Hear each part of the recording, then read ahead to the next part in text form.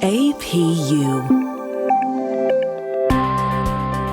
American Public University is proud to present Online Teaching Lounge.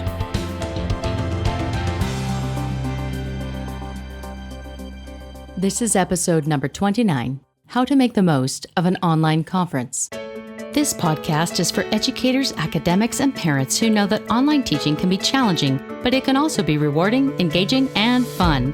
Welcome to the Online Teaching Lounge. I'm your host, Dr. Bethanie Hansen, and I'll be your guide for online teaching tips, topics, and strategies. Walk with me into the Online Teaching Lounge. You might be thinking, what is an online conference? An online conference is your typical professional development or industry conference that is presented virtually. Right now, during the time of the pandemic and many other things going on in the world, some of the things that normally would be live, attended as conferences face-to-face, are being rescheduled to online events. I myself have attended several of these events, and so I'd like to talk today a little bit about how to make the most of your online conference attendance, how we can do it online, what we should do to prepare, and how to maximize our attendance. Now, one reason we go to professional conferences is to be part of our professional community.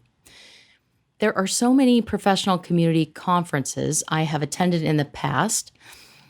I've been to music educator conferences, online leader conferences, online educator conferences, higher education leader conferences, and all kinds of things in between, as well as those in the tech field.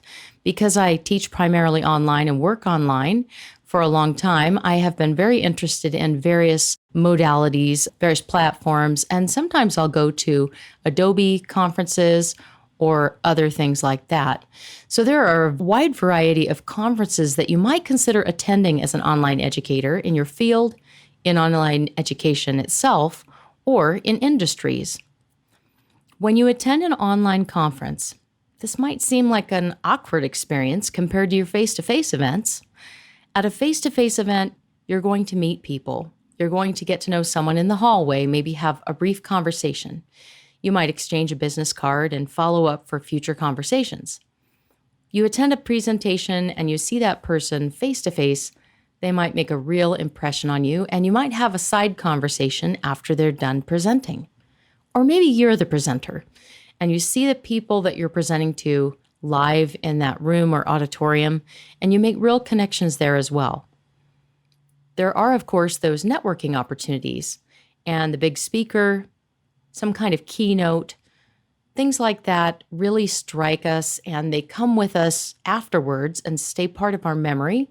They also become part of our long-term learning and growth. The question is, how can we do this effectively online?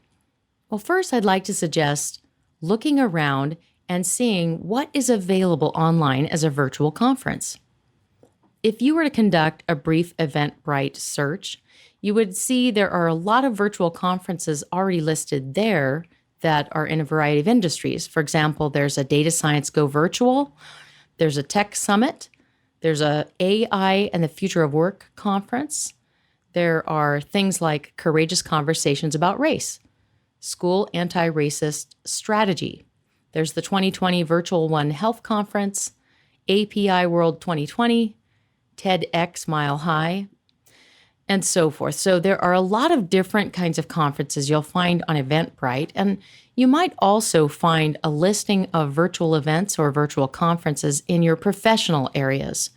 If you attend normal live face-to-face conferences, those same organizations might be having a virtual event this year, next year, and you can find that information on their website.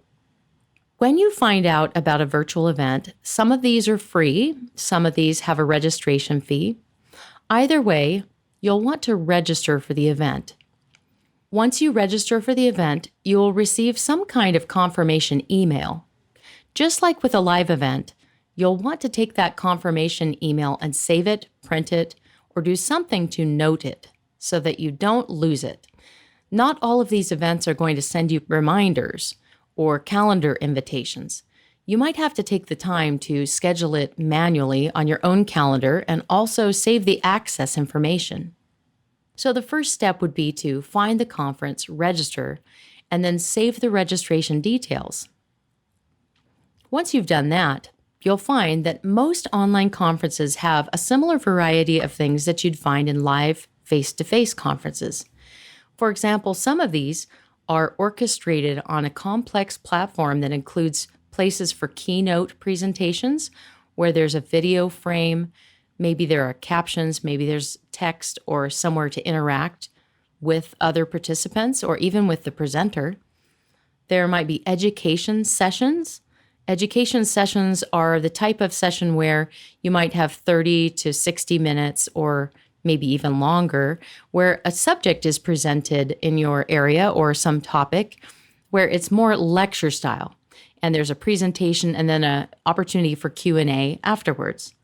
There might be hands-on workshops where you might have something you're doing while you're engaging in the conference and watching the presentation and it's interactive. There might even be networking and social events or other additions like yoga and morning exercise, virtual coffee breaks, virtual coffee hours, cocktail parties, social networking opportunities, and other areas for vendors or exhibits, just like you might have with a live conference having an exhibit hall or an exhibition space. The activities in a virtual conference might actually take place in real time synchronously. And if that's the case, you would want to put those dates and times for all the sessions you're going to attend on your calendar and block out the day that you're going to attend the conference.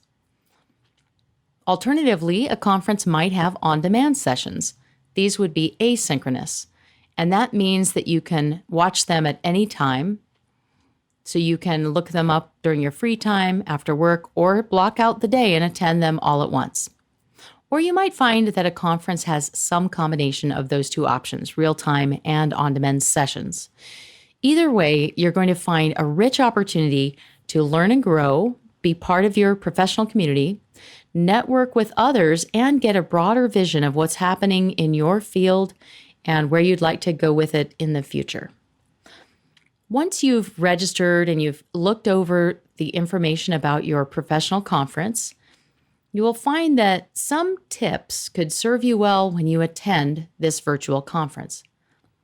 The first tip is to focus on your perception or attitude about the conference itself. We have this sort of subconscious belief that an online or virtual conference just isn't as good as the face-to-face experience. That doesn't necessarily have to be true.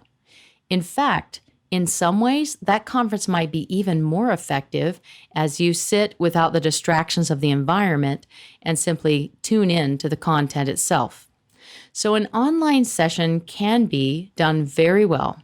And of course, just like in a live conference setting, you might also have the session done poorly. It depends on the presenter, the topic, and how things have been organized.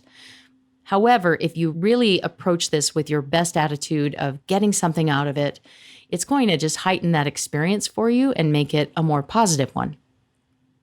Secondly, calendaring and making this calendar a priority, just as if you were attending live, is critical to really engaging in that conference. In my own experience recently, I registered for one conference. I received the confirmation email. I got the login information.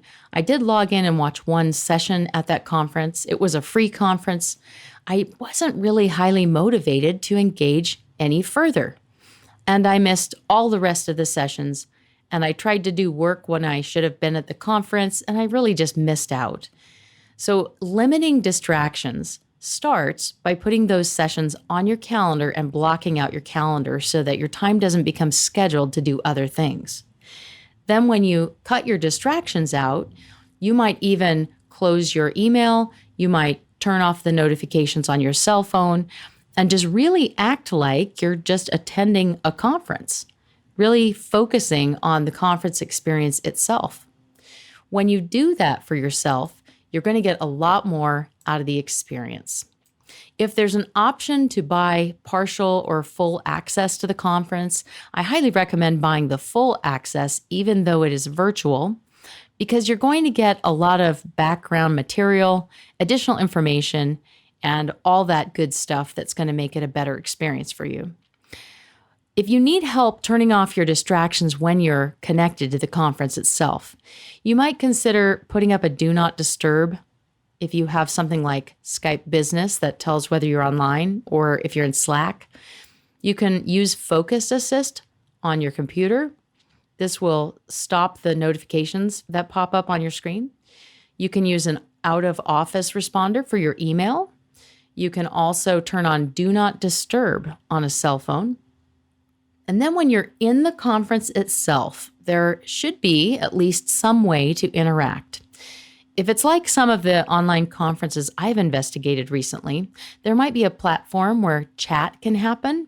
You can also post to Twitter and different places about different things you're learning at the conference. The more you interact, the more you're going to really get something out of that experience. So use the interactive features that might be present in the conference platform. There might be the opportunity to raise your hand and ask a question, or a session might include a poll or some other kind of engagement opportunity with the session.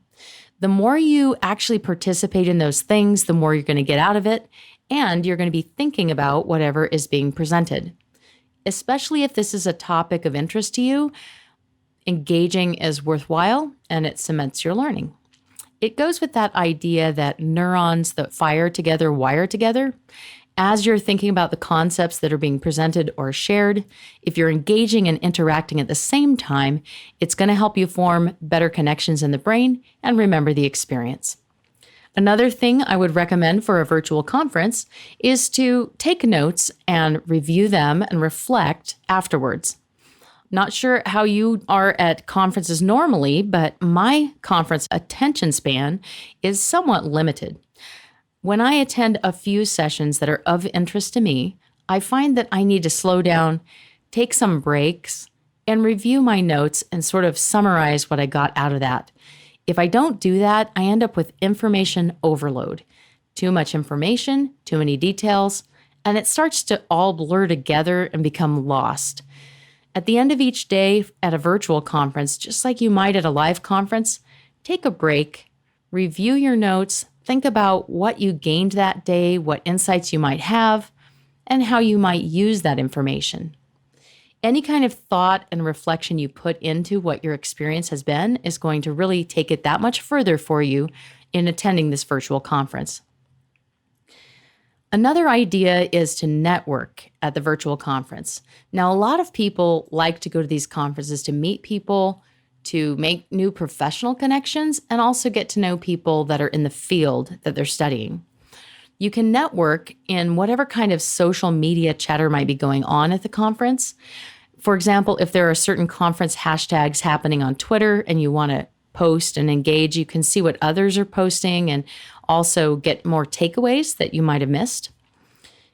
There's often, as I mentioned, the chat feature in many webinars or presentations. And if you're engaged in that chat, you're going to be able to get to know what others are thinking, share your thoughts, and even react in real time with additional questions, comments, and things of that nature. If you find that you really connect with other participants, you might even decide to invite them on LinkedIn to your community to pursue additional professional connections after the conference.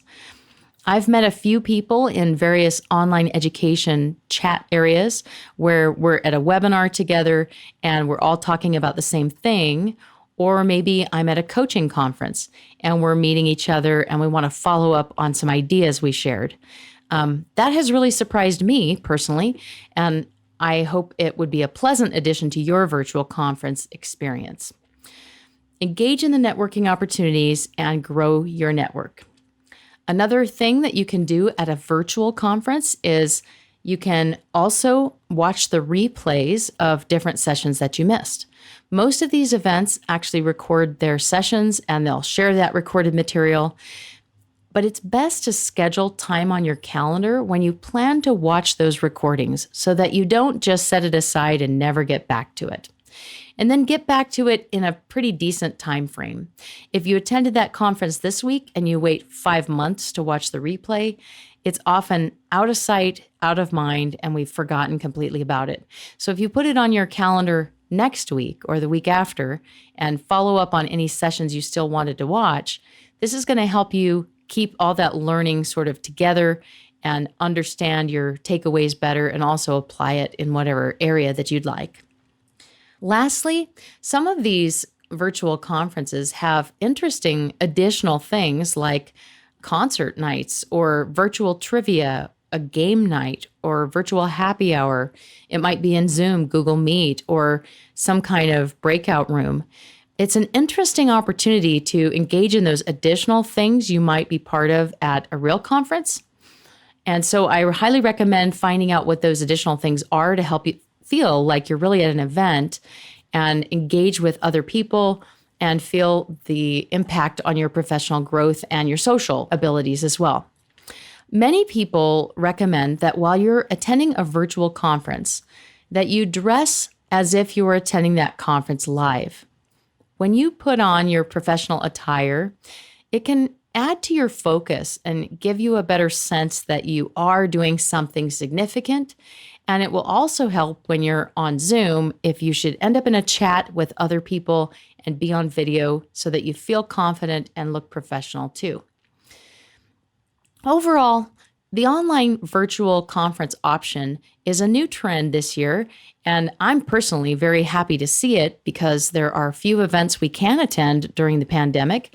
So opportunities to go to teaching conferences, professional conferences in my field of music education, and also coaching conferences. These have all been really great opportunities for me personally, and I hope you'll check out the options that are available to you in your field as well.